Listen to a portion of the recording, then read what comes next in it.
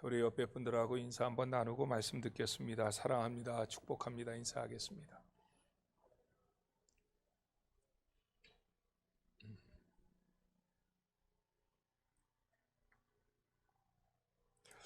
교회적으로 한 2, 3주 동안 말할 수 없는 고민이 있었고 또 하나님의 은혜가 있었습니다. 3주 전에 2부 예배 때에 코로나19 확진 판정을 받으신 분이 함께 예배했었고, 또 지난 주간에는 1부 예배 때에 코로나 확진 양성 판정을 받으신 분이 예배했는데 그분이 다른 분에게 이렇게 전염을 시킨 사람이 하나도 없었습니다. 교역자들이 그런 일이 벌어졌을 때 교회에다가 공고하고 우리 장로님들, 교역자들, 직원들이 먼저 가서 PCR 검사 다 하고 그래서 예의주시를 했지만 그 외에 더 양성 판정을 받으신 분이 한 사람도 나오지 않았습니다. 하나님께서 지켜주신 줄로 믿고 또 감사드리고 그리고 그러면서 좀 느꼈던 것이 방역 수칙을 잘 따르는 것이 참 중요하구나. 우리가 마스크 쓰고 발열 체킹하고 또 명부 작성하고, 그래서 우리가 시에서 와서 소독도 하고 그 명부를 요청하기도 했지만 한 사람도 다른 사람에게 전염병이 이렇게 전염되지 않은 것에 대해서 시에서도 방역 수칙을 잘 지켜준 것에 대해서 교회를 향해 감사한다, 그런 이야기를 제가 듣기도 했습니다. 하여튼 코로나19로 어려운 시국에 더 조심하면서 하나님의 보호하심이 여러분들의 삶 가운데 넘쳐나시기를 주의 이름으로 축원합니다. 베드로 후서 강해를 주일 낮 예배 때마다 하고 있습니다. 베드로후서 1장 3절에 보면 사도 베드로는 하나님께서 성도들에게 주신 소중한 두 가지가 있다. 그 소중한 두 가지가 뭘까? 우리 1장 3절 시작. 그의 신기한 능력으로 생명과 경건에 속한 모든 것을 우리에게 주셨으니 이는 자기의 영광과 덕으로서 우리를 부르신 이를 알므로 말미암음이라. 아멘. 하나님께서 신기한 능력으로 우리에게 주신 두 가지는, 하나는 생명이라는 것입니다. 그리고 또 하나는 경건에 속한 모든 것, 이렇게 말했는데 여기에 생명이라고 하는 말은 다르게 표현하면 구원, 영생, 거듭남, 이런 의미겠지요.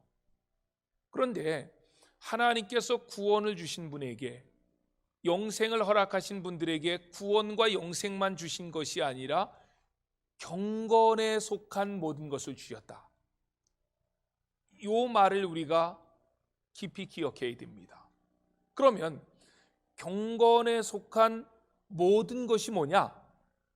이랬을 때 3절에서 이 말씀을 하시고 난 다음에 4절에 가면 경건에 속한 모든 것의 대표 원리로 어떤 것들을 말하고 있는데, 그것을 한마디로 신성한 성품, 개역 성경에서는 신의 성품. 그러니까 우리가 3절과 4절만 가지고도요, 우리 감격해야 될 사람들입니다. 우리가 무엇이길래 하나님께서 우리를 구원시켜 주시고, 구원시켜 주셨을 뿐만 아니라 신의 성품에 참여할 수 있는 은혜를 주셨는가? 이 얼마나 감격스러운 것입니까? 그런데 5절로 7절에서는 그 신의 성품이 무엇인지를 대표 원리 속에 8가지로 말합니다.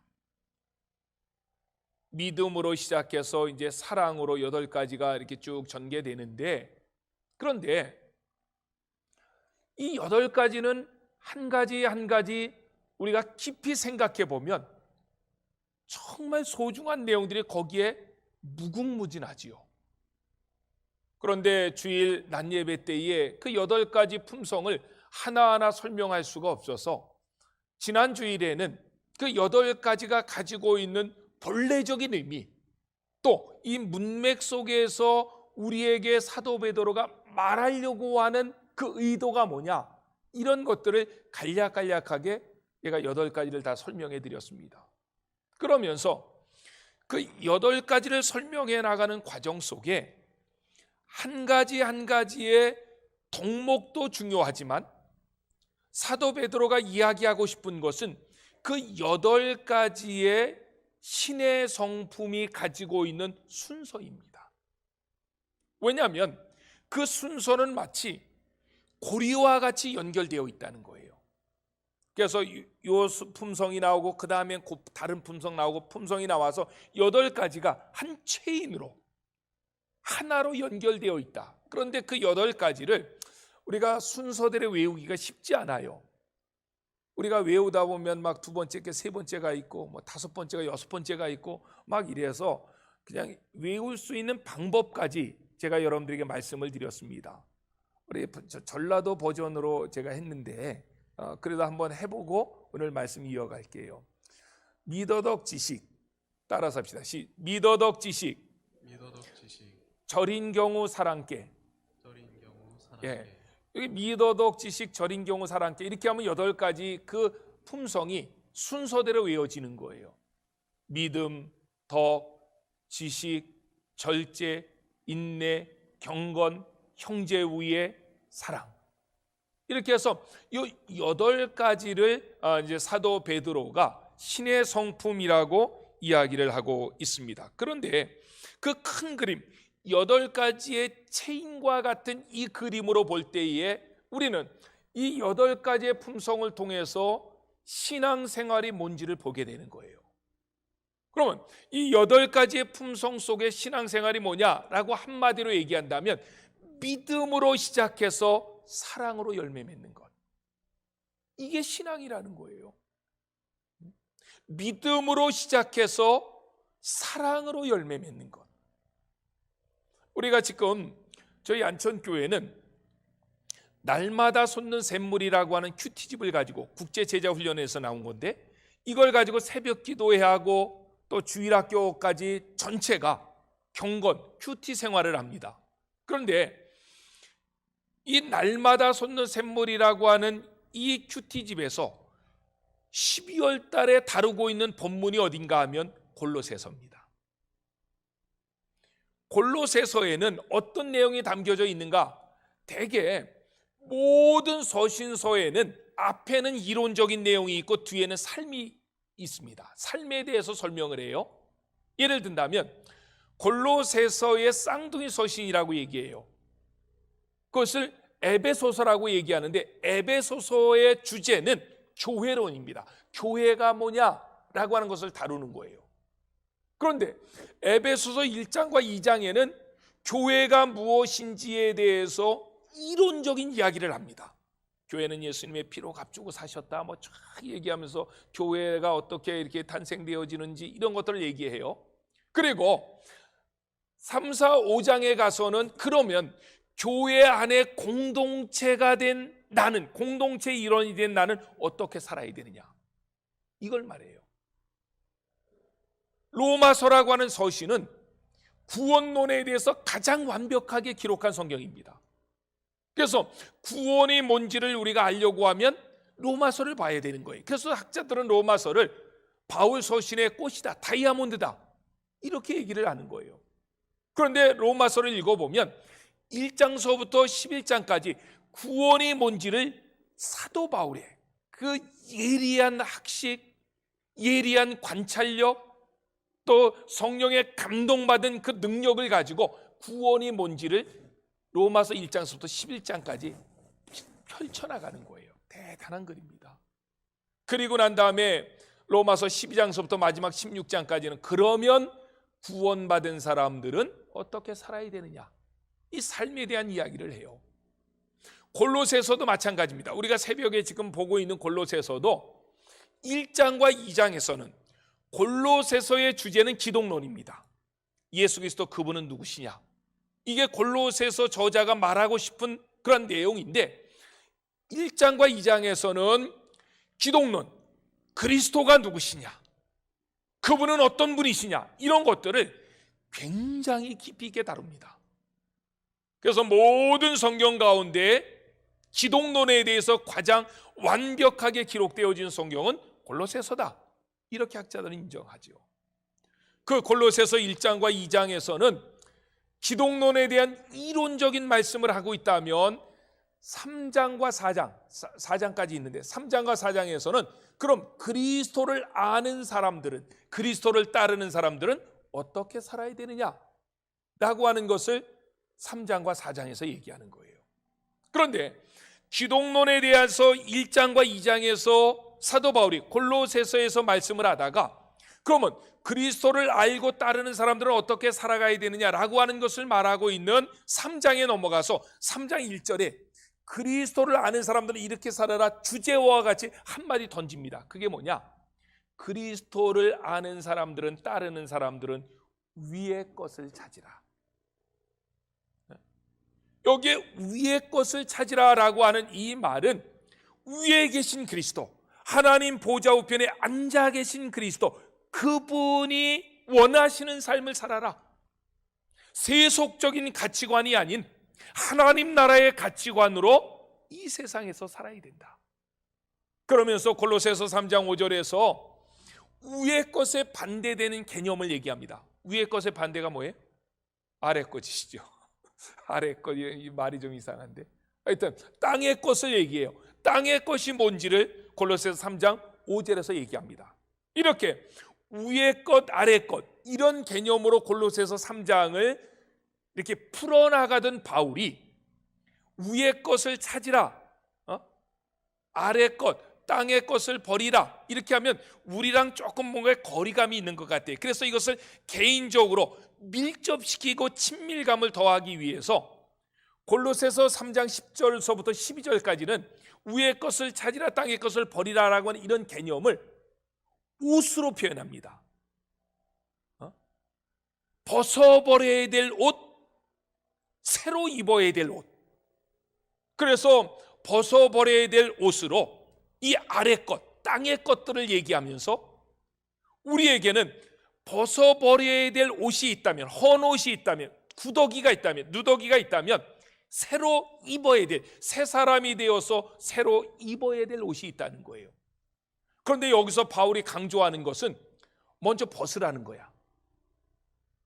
여러분들이 좋은 옷을 샀어요. 한 20년 입었던, 돈이 없어서 20년 누더기처럼 입고 냄새나고 찢어지고 이런 옷이 있는데 어떤 사람이 너무 좋은 옷을 나한테 선물해 줬어. 그러면 그 좋은 옷이 빛나려고 하면은 안에 있는 그 더러운 옷을 벗어야 됩니다. 안에 있는 더러운 옷을 벗지 아니하고 좋은 옷을 입으면 아무런 소용이 없는 거예요. 그런데요, 교회 안에는 벗어야 될 옷을 벗지 않고 새 옷을 입은 사람이 너무 많다는 거야. 옛날에 그 성품, 냄새나고 정말 부끄러운 것들, 이런 것들 버리지 못하고 그냥 예수 믿고 새 옷 입으려고 하는 사람 많은데 아니에요. 성경은 벗을 것을 먼저 벗으라고 얘기합니다. 벗어야 새 옷을 입을 수 있는 거죠. 그런데 우리가 입어야 될 새 옷에 대해서 사도 바울도 참 이게 희한한 거예요. 저도 이렇게 연구하다 사도 바울도 그 새로 입어야 될, 새 사람이 입어야 될 새 옷의 항목, 그게 뭐 금반지인지 뭐 이런 무슨 메리아스인지 무슨 파칸지 뭐 이런 거 얘기하는 거 아니잖아요. 우리가 새 사람이 되어서 입어야 될 새 옷이라고 하는 건 새로운 성품이잖아요.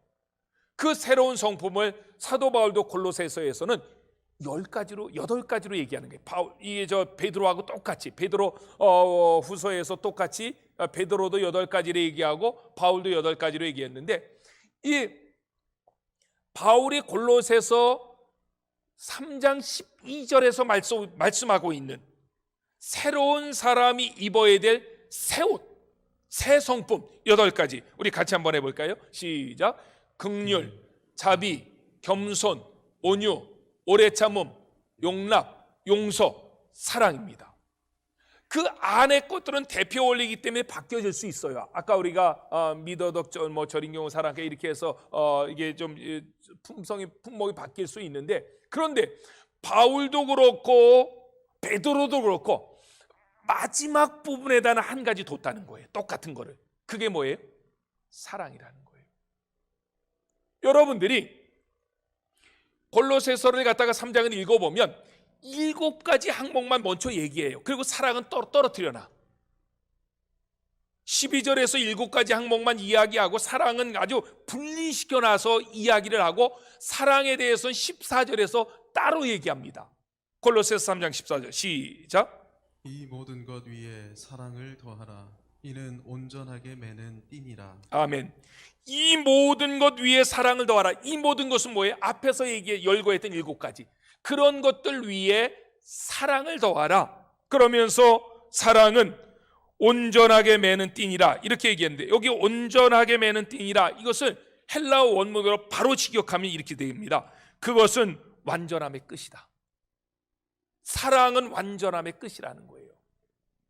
우리가 만약에 여러분들이 집에서 바느질을 해, 바느질 잘했어, 정성스럽게. 그런데 끝매무리 안 하고 그냥 이렇게 바늘 잘라버려 가지고 옷 던져 놓으면 그 나중에 옷 입는 사람이 다 풀려 가지고 실이 이렇게 허옇게 아마 쫓아다닐 거예요. 마지막 끝매무리를 확실하게 해야 이게 안 풀리는 거 아니에요. 그러니까 앞에 7가지를 행했다 할지라도 사랑을 하지 않으면, 사랑의 열매가 없으면 그 아무것도 아니라는 거예요. 그래서 학자들은 사랑 없이 행하는 모든 건 죄다 이렇게 말해요. 사랑 없이 행하는 모든 건 죄다. 보십시오. 제가 한 말이 아니라 예수님께서 하신 말씀인데, 신구약 성경을 갖다가 만약에 보약이라고 생각해요. 보약을 갖다 팔팔 끓입니다. 아주 귀한 재료들 넣고, 그래가지고 나중에 이 보약을 꽉 짜면은 거기에 나오는 그 보약의 그 저기는 얼마 안 내요. 한 모금 정도밖에 안 나오잖아요. 그래서 보약이 그냥 팔팔 하루 밤새 끓었다가 아침에 일어나서 짜가지고 그거 한 잔 마시고 가는 건데, 그거를 만약에 성경이라고 하는 보약, 성경 창세기서부터 계시록까지 66권을 넣고 팔팔 끓여요. 끓여가지고 짰을 때 2글자가 떨어집니다. 그 2글자가 뭐예요? 사랑입니다. 그건 제가 얘기한 게 아니라 예수님께서 마태복음 22장 37절로 40절인가요? 하나님을 사랑하고 이웃을 사랑하라. 이것이 율법과 선지자의 대강령이니라. 하나님 사랑, 이웃 사랑, 사랑이라고 하는 이것이 성경 전체의 요약이고 내용이다. 예수님께서 그렇게 말씀하셨습니다. 어떤 사람들요, 신앙 좋다고 얘기하면서 막 방언하고 막 신유하고 막 그러면서 그냥 어떤 사람에 대해서 막 판단하고 정죄하고, 그거요 신앙 없는 거예요. 진짜 신앙이 있는 사람은 사랑으로 품는 거예요. 사랑으로 같이 가는 거예요. 그 사람이 진짜 신앙이 있는 거죠. 저는 그런 관점에서 우리 안천교회는 사랑이 풍성한 교회가 되시기를 예수님의 이름으로 축복합니다. 다른 거 조금 부족해도 돼요. 다른 거 부족하더라도 서로 아끼고 존경하고 끌어주고 밀어주고, 마음이 하나 되고 뜻이 하나 되고, 피를 나는 형제보다 그리스도의 피를 나는 우리가 더 서로를 아낀다면 그것이 작은 천국 아닙니까? 그 공동체를 하나님께서 기뻐하시는 것 아니겠습니까? 오늘은 본문의 말씀을 의지해서 또 좀 다른 각도에서 더 확실한 예언 성경이란 제목으로 말씀을 생각해 보려고 합니다. 오늘 베드로서 1장 12절로 21절 말씀을 읽었는데, 이 말씀을 여러분들이 한번 집에 가서 다시 한번 읽어보십시오. 이 말씀이 마치 무엇과 같은 생각이 드느냐면, 야, 이거는 유언 아니야? 베드로의 유언과 같다는 내용이 들어요. 이 본문을 읽어보면. 그랬을 때에 뭐 그런 사람이 없겠지만, 어떤 사람이 갑자기 병원에 갔는데 의사가 딱 보더니만, 진찰하고 검사하더니만, 당신 이제 살 날 며칠 안 남았습니다. 이렇게 얘기한다면 여러분들은 집에 와서 사랑하는 자녀, 남편, 아내 다 모아놓고 얘기할 거예요. 얘기하고 죽어야 되잖아요. 그렇게 죽기 전에 사랑하는 사람들을 모아놓고 하는 얘기, 그게 뭐예요? 유언이지요. 오늘 본문은 마치 베드로가 신앙 하나 때문에 개나리 부침 가지고 고향 산천을 떠나가지고, 우리가 이미 얘기했잖아요. 대림구유라고 하는 것은 지하 12m까지 파가지고 거기 들어가서 햇빛도 보지 못하고 250년을 살았다고. 그런 믿음을 살아갔던 사람들에게 유언처럼 하는 얘기입니다. 유언처럼. 그 느낌을 우리가 어떻게 알 수 있느냐? 거기에는 13절, 14절, 15절 말씀해 보면 그런 내용이 나와요. 13절에 보니까 내가 장막에 있을 동안에, 또 14절에 보니까 나도 나의 장막을 벗어날 것이 임박한 줄 알미라. 15절에 보니까 내가 떠난 후에라도. 여기 장막이라고 하는 이 말 뭐예요? 텐트란 말이에요? 아니잖아요. 육신의 장막, 생명이라는 거예요. 내 생명 죽을 날이 다 왔다는 거예요. 여러분들이 잘 아는 것처럼 요한복음 21장에 보면 예수님께서 부활하신 다음에 한 14번 정도 제자들에게 나타납니다. 그런데 요한복음 21장에 7사람들이 갈릴리 바닷가에서 고기잡이를 하고 있어요. 옛날 모습으로 돌아간 거죠. 그때 부활하신 예수님께서 나타나십니다. 그 갈릴리 바다의 새벽에 나타나셔서 특히 7명의 제자들이 있었는데 베드로를 제목하면서 질문을 3번 던져요. 그 질문이 뭐죠? 요한의 아들 시몬아, 내가 나를 사랑하느냐? 왜 3번 질문을 던졌어요? 베드로가 전날에 예수님을 3번 부인한 것을 생각하게 하기 위해서. 여자 어린아이 앞에서도 예수님을 저주하고 욕하며 부인했잖아요. 3번씩이나. 그걸 생각나게 하기 위해서 예수님도 3번 질문을 던지는 거예요. 요한의 아들 시몬아, 내가 나를 사랑하느냐? 그럴 때에 베드로는 바뀌어졌습니다. 예수님 십자가에 못 박히시기 전날 밤에 모든 사람들이 나를 버리고 도망할 것이다 라고 얘기하니까 베드로가 교만 떨었어요. 다른 사람들은 다 버릴지라도 나만은 안 버립니다. 제일 먼저 도망갔죠. 그런데 요한의 아들 시몬아, 내가 나를 사랑하느냐? 주님이 물으실 때 베드로의 대답 속에는 겸손함이 있었습니다. 다른 사람 다 버린지라 할지라도 난 주님 버리지 않습니다. 다른 사람이 다 주님을 미워한다 할지라도 난 주님 사랑합니다. 이렇게 대답한 것이 아니라 내가 주를 사랑하는 줄을 주께서 아십니다. 얼마나 겸손하고, 그런데 얼마나 확신에 찬 모습입니까? 내가 주를 사랑하는 줄을 주님이 아십니다. 이 베드로의 고백을 들은 예수님은 베드로에게, 예수님에게는 생명보다 소중한 게 있습니다. 그게 뭐냐? 양떼입니다. 그 양떼를 위임하는 거예요. 내 양을 먹이라. 내 어린 양을 먹이라. 내 양을 치라. 이렇게 요한복음 21장에서 베드로에게 양떼를 위임하시는데 우리는 고기까지 잘 알아요. 그런데 그 뒤에 2절이 더 있습니다. 2구절이 더 있는데 요한복음 21장 18절 19절입니다. 시작. 내가 진실로 진실로 내게 이르노니 내가 젊어서는 스스로 띠띠고 원하는 곳으로 다녔거니와 늙어서는 내 팔을 벌리리니 남이 내게 띠띠우고 원하지 아니하는 곳으로 데려가리라. 이 말씀을 하심은 베드로가 어떠한 죽음으로 하나님께 영광을 돌릴 것을 가리키심이로라. 이 말씀을 하시고 베드로에게 이르시되 나를 따르라 하시니. 아멘. 다른 복음서에서는 없고 요한복음에만 특징이 뭐냐면 요한복음이 자기 주석을 달아놓습니다. 그러니까 18절의 내용은 예수님이 하신 말씀인데 그 18절에 예수님이 하신 말씀이 뭐다라고 하는 것을 요한이 주석을 달아내요. 그 요한복음에만 있어요. 다른 복음에 이런 내용이 없는데 보십시오. 네가 젊어서는 스스로 띠띠고 원하는 곳으로 다녔거니와, 무슨 말이에요?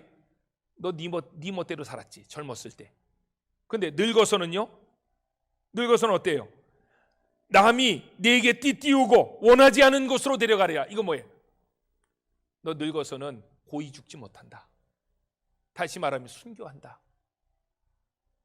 그래서 그 내용을 사도 요한이 이 말씀을 하시면 베드로가 어떠한 죽음으로 하나님께 영광을 돌릴 것을 가리키심이로라. 이렇게 사도 요한이 그것에 대해서 해석을 달아놨다고요.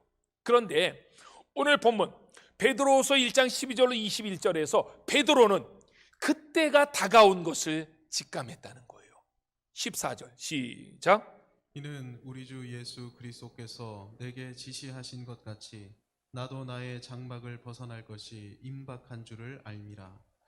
나도 나의 장막이 벗어날 것이 임박한 줄로 알미라. 이거 내가 죽을 때가 다가왔다는 거죠. 근데 그 앞에 문구가 뭡니까? 이는 우리 주 예수 그리스도께서 내게 지시하신 것 같이. 요한복음 21장 18절에 너 죽을 때 편히 못 죽는다. 예수님이 그렇게 말씀하신 것처럼 내가 죽을 날이 다가온 것을, 내가 임박한 것을 알기 때문에 나는 유언처럼 너희들에게 이 글을 써서 전달하는 것이다. 그러면 베드로가 유언처럼 그 사랑하는 성도들에게 전달하고 싶었던 내용이 뭘까요?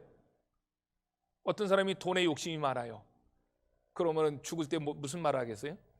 야, 나 갈 때 관에다가 돈 좀 넣어주라 이렇게 할 수도 있고, 그 사람이 자기가 살아왔던 삶의 내용을 유언으로 남기는 거 아니에요. 저는 우리 안천교회 성도들이 죽을 때 언젠가 하나님 우리 부르실 거 아니에요. 베드로와 같은 유언을 남기시기를 주의 이름으로 축원합니다. 그러면 베드로와 같은 유언이 뭐냐 이거예요. 베드로와 같은 유언에 대해서 12절, 13절, 15절에 여러분들이 12, 13, 15절을 보세요. 똑같은 단어를 3번 연이어 사용합니다. 그 단어가 뭔지를 찾아보세요. 그게 뭐죠? 생각나게 하다. 12절에서도 생각나게 한다. 또 13절에서도 생각나게 한다. 15절에서도 생각나게 한다.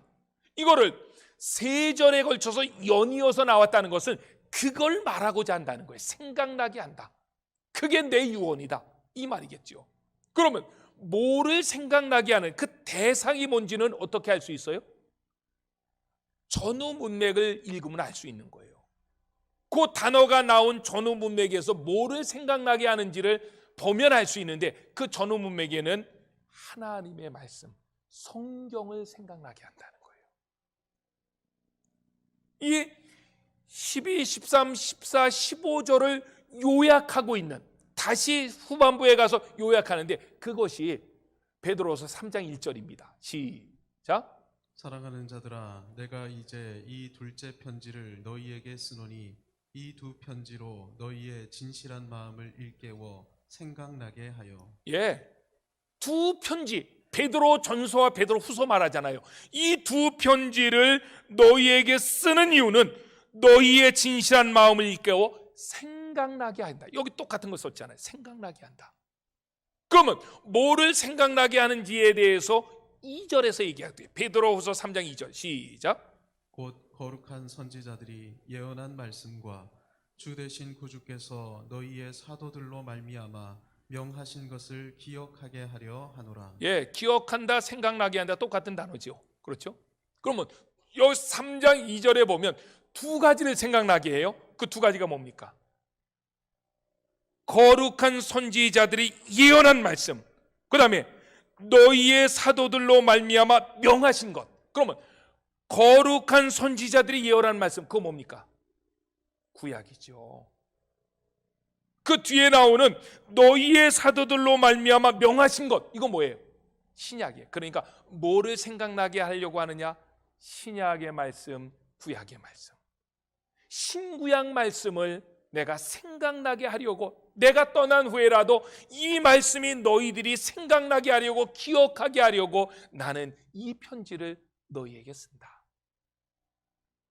제가 지지난 시간에 베드로 후서의 배경 설명을 하면서 베드로 전서는 외부적인 고난 내에서 성도를 위로하기 위해 썼다. 네로라든지 세상이 막 그냥 교회를 핍박하니까 거기에 무너지지 말라, 이런 의미로 베드로 전서를 썼다. 베드로 후서는 오랫동안 외부적인 고난이 시작되다 보니까 그 안에 이단이 치고 들어왔다는 거예요. 그래서 이단이 교회를 흔들지 못하도록, 이단 가운데 교회가 든든히 서가게 하기 위해서 베드로후서를 쓴 거예요. 그런데 제가요, 오늘 본문 말씀을 읽으면서 12절을 읽으면서 참 이단 대단하고 우리가 어떻게 신경 써야 되냐, 이런 걸 다시 한번 봤습니다. 12절에 보면 이렇게 얘기해요. 그러므로 너희가 이것을 알고 이미 있는 진리 위에 서 있으나 내가 항상 너희에게 생각나게 하려 하노라. 보십시오. 이 편지를 받는 수신자들이 초신자입니까? 이제 예수 믿은 지 얼마 안 된 사람입니까? 아니라는 거예요. 오늘 본문에 뭐라고 얘기하느냐면 이미 있는 진리 위에 서 있는 너희들. 그러니까 이미 진리 위에 서 있어도 사탄은 들어온다는 거예요. 악한 이단들은 들어온다는 거예요. 그래서 우리가 이단을 접근할 때에 교만하면 안 됩니다. 내 믿음이 좋다고 이단이 왔다가 한 길로 왔다 7길로 도망갈, 천만의 말씀. 내 신앙에 조금만 틈이 보이면 이단은 글로 치고 들어오는 거예요. 오늘 본문 말씀에 보면 베드로 후서를 썼을 때 그것을 수신하는 사람들은 이미 진리 위에 서 있었음에도 불구하고 그 공동체에 이단이 들어갔다니까요. 보십시오. 오늘날의 세상을 보면 이단과 거짓 선지자들로 인해 가지고 정말 비진리가 난무한 세상 가운데 하나님의 교회가 서 있습니다.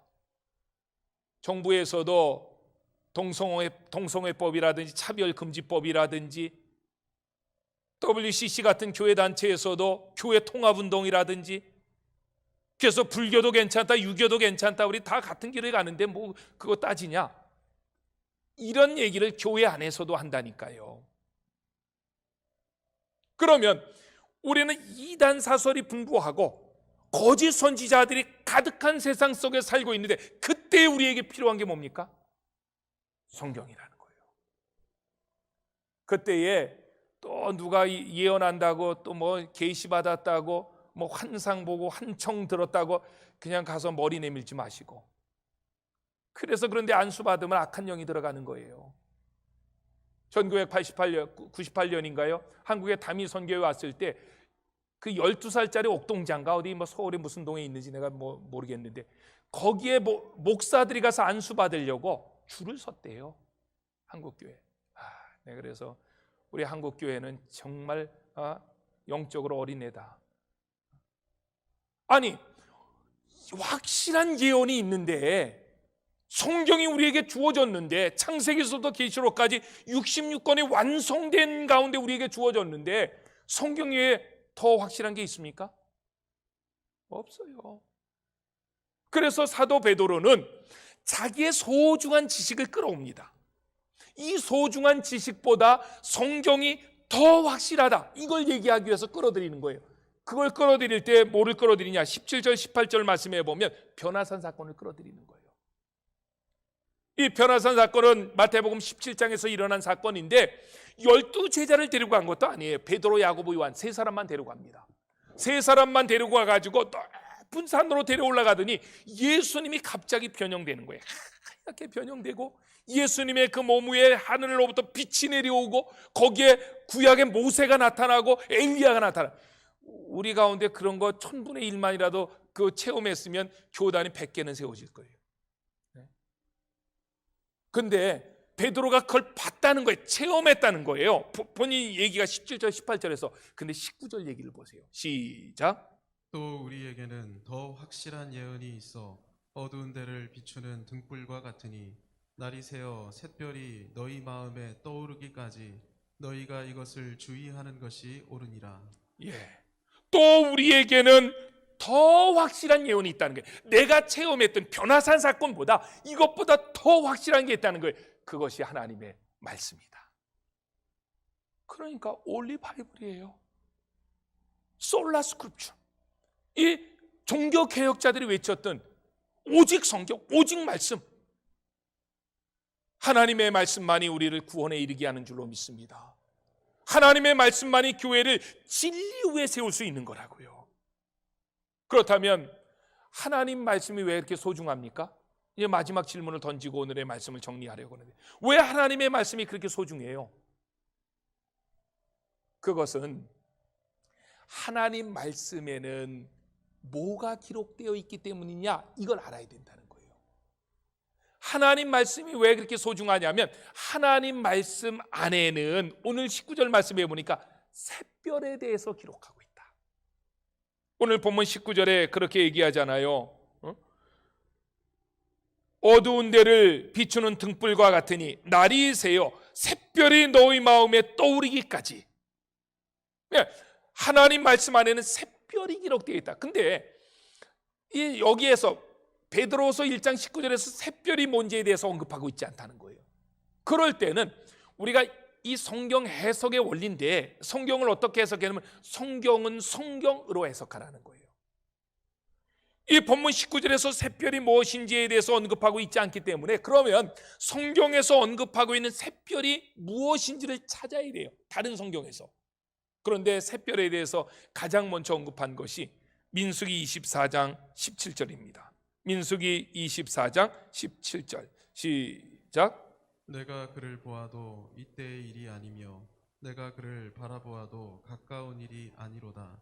한 별이 야곱에게서 나오며 한 규가 이스라엘에게서 일어나서 모압을 이쪽에서 저쪽까지 쳐서 무찌르고 또 셋의 자식들을 다 멸하리로다. 아멘. 가장 성경에 별이라는 단어가 먼저 나온 데가 이 부분이라고요. 민수기 24장 27절.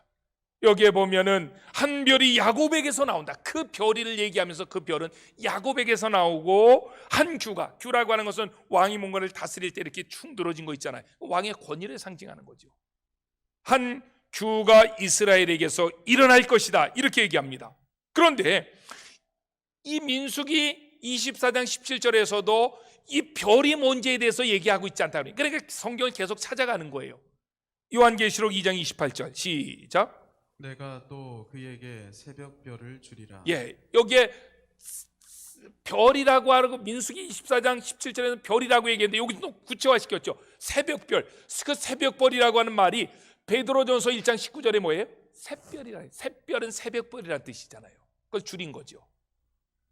그런데 계시록 2장 28절에서 내가 또 그에게 새벽별을 주리라, 이렇게 얘기했습니다. 한 군데만 더 찾아가면 계시록 22장 16절입니다. 시작. 나 예수는 교회들을 위하여 내 사자를 보내어 이것들을 너희에게 증언하게 하였노라.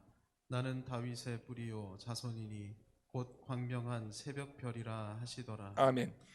계시록 22장 16절은 예수님이 직접 하신 말씀이에요. 그래서 22장 16절을 시작하는 말이 뭐냐면 나 예수는, 이렇게 했다고.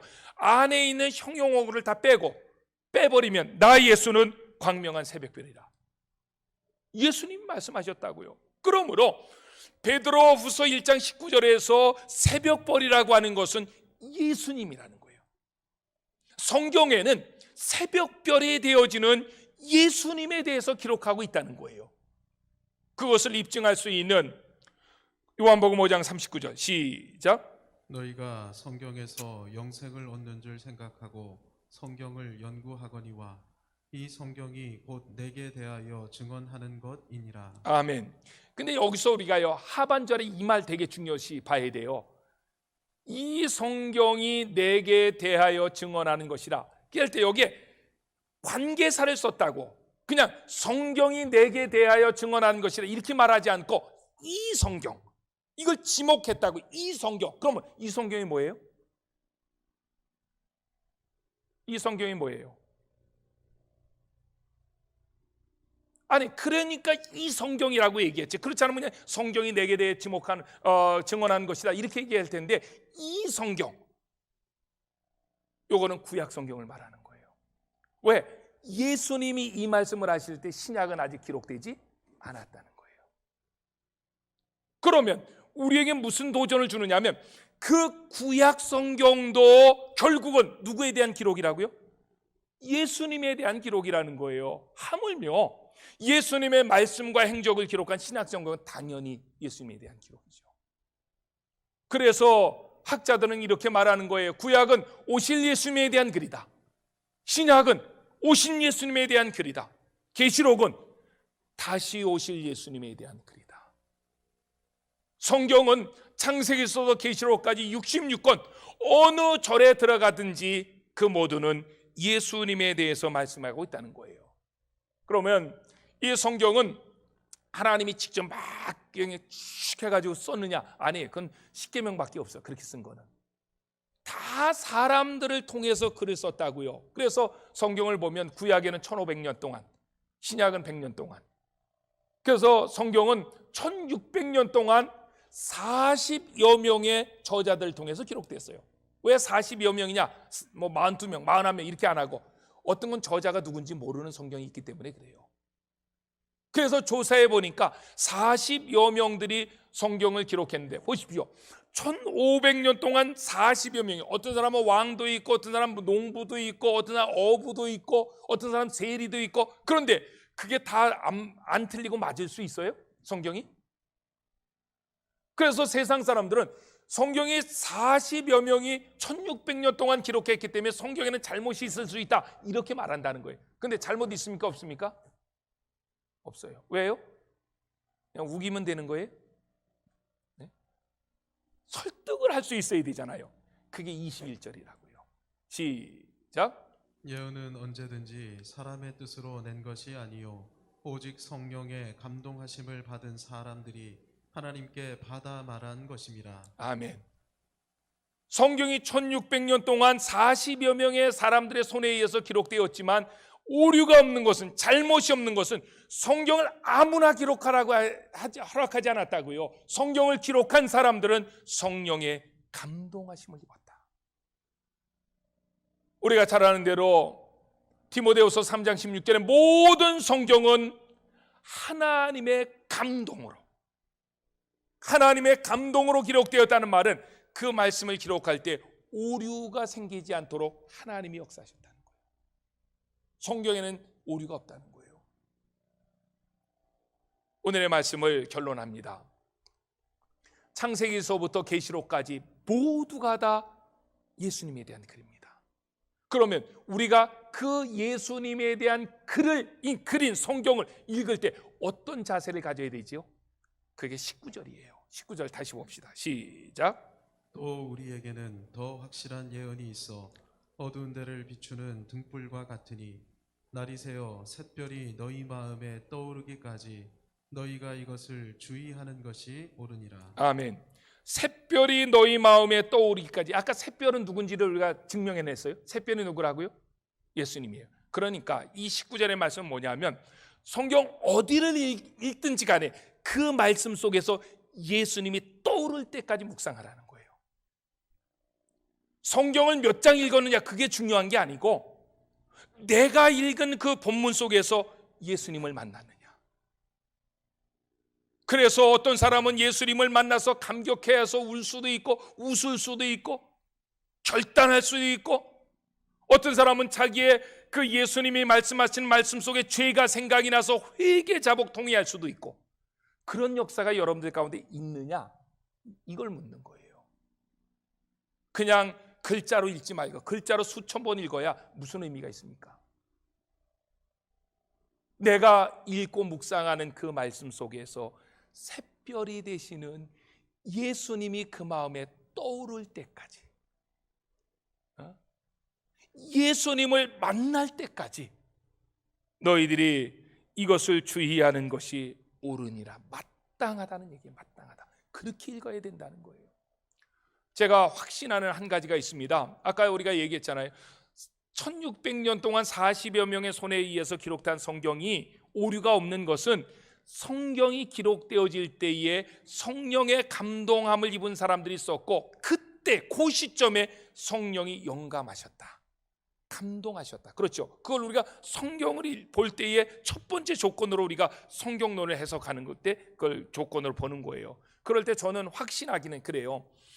성경을 기록하실 때에 역사하셨던 성령님은 2000년이 지난 3500년이 지난 지금 성경을 읽을 때에도 동일하게 역사하신다. 그러므로 성경을 읽을 때 그냥 읽지 마시고 성령님을 초청하시는 거예요. 성령님, 내 마음에 오시옵소서. 지금 문을 열어놨습니다. 그리고 성경이 기록되어질 때 하나님의 영이신 성령께서 역사하시지 않았습니까? 내가 지금 성경을 읽으려고 하는데 동일하게 역사해 주세요.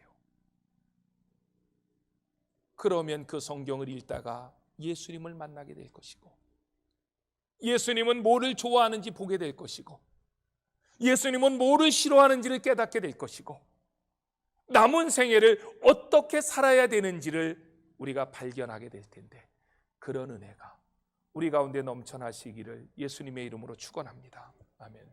오늘은 더 확실한 예언, 성경에 대한 말씀을 배웠습니다. 맞습니다. 성경 66권이 완성되어진 하나님의 말씀으로 우리에게 주어졌다는 것은 축복입니다. 사탄은 건질 수 없습니다. 사탄이 나를 건질 수는 있어도 하나님의 말씀을 건질 수 없습니다. 그 말씀에는 진리만 담겨져 있습니다. 그 말씀을 읽는 자들마다 주님을 만날 수 있습니다. 주님을 만난 사람은 구원을 받을 수 있는 거예요. 그런 사람들이 이 세상에 살면서 조금 세상 사람들에 비해 안 가질 수 있습니다. 못날 수 있습니다. 돈도 없을 수 있고, 얼굴도 못날 수 있고, 배우지 못할 수도 있고. 근데 그게 뭐가 그렇게 중요합니까? 우리가 예수님을 알 때 얻을 수 있는 것을 영생이라고 말하는데, 영생은 시간적인 길이로 따지면, 제가 신학교 공부할 때 교수님이 그래요. 영생이라는 시간을 내가 어떻게 너희들한테 설명할까? 그러면서 그때 한강에 모래가 많았어요. 참새 한 마리가 그 모래 하나를 짚고 달나라까지 왔다 갔다 하면서 이 한강에 있는 모래를 다 옮긴 것보다 더 긴 시간이다. 그렇게 영생을 설명하는데 제가 막 마음에 타고 와닿았어요. 이 땅에 사는 것 70이요 강건하면 80입니다. 여기서 조금 잘 산다고, 조금 뭐 안다고, 조금 잘났다고, 그거 뭐 아무리 자랑해야 우리가 가지고 있는 영생이라는 시간에 비하면 그거는 하나의 점도 안 되는 거죠. 경점에 불과합니다. 하나님, 성경을 알아서 얻을 수 있는 구원의 축복, 영생의 은혜가 날마다 새로워지게 해달라고, 우리에게 구원을 주신 그 주님을 날마다 닮아가게 해달라고, 그냥 목적도 없이 뜻도 없이 그렇게 살지 않고 남은 생에 더 주의 영광을 드러내며 살게 해달라고 우리 주여 한번 외치고 기도합시다.